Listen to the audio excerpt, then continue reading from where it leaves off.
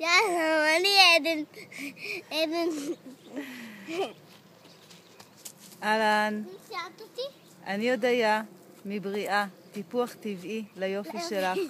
אנחנו בחגיגת חופשת קיץ, ולכבוד זה אני רוצה לספר לך על שתי דרכים מאוד פשוטות שאת פשוט לא חשבת עליהן, על איך להימנע מלהידבק בפטריית שמש.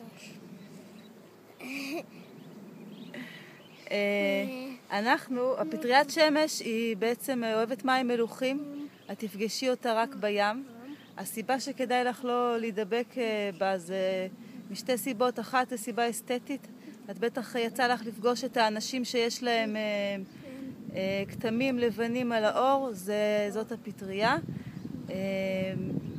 והסיבה השנייה היא סיבה בריאותית, שבשביל להיפטר מפטריה צריך לעבור איזשהו תהליך ניקוי מאוד עמוק, מאוד ארוך. בדרך כלל, אם זה גם לא בטוח שזה עוזר, אז בשביל למנוע מעצמנו את ההידבקות, מה את עושה? דבר ראשון, אחרי שמסיימים את הרחצה בים, להשתף במקלחת של מים מתוקים. הפטריה אוהבת מלח, ולכן הרבה יותר קל לשטוף אותה מהגוף עם מים מתוקים מיד אחרי הרחצה. הדבר השני זה להימנע ממגע ישיר. אז אם את יושבת על כיסא בחוף הים, כדאי שתשימי מגבת, וככה תוכלי לשבת ולדעת שאת לא באה במגע עם כל מה שהיה על הכיסא קודם. נשמע קצת סטרילי, אבל אני מבטיחה לך שזה יכול פשוט בקלות לחסוך ממך את ההידבקות ואת כל ההתעסקות עם זה אחר כך. זה ממש לא נעים.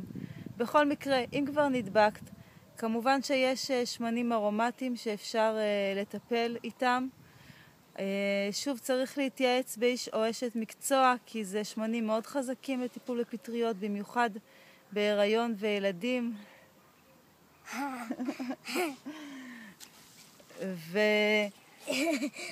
אתה רוצה להשתתף בסרטון, אז בוא שב פה לידי. הראש שלי ענק. יופי. בוא, לך אחורה. יופי, הנה אתה כאן איתי בסרטון. בוא נעשה שיראו את שנינו. ולסיום, אני רוצה להזמין אותך למפגש קיץ מרענן על טיפול טבעי בילדים. זה מפגש לאימהות, מפגש מיוחד שתוכלי ללמוד ולהכיר מתכונים ושיטות ממש פשוטות להשתמש בצמחי מרפא בבית ולטפל בעצמך ובילדים בצורה הכי טבעית ובריאה שאפשר.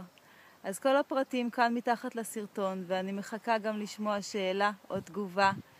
ברכת בריאה טובה וקיץ נעים ושמח. הודיה ועדן. תלמי.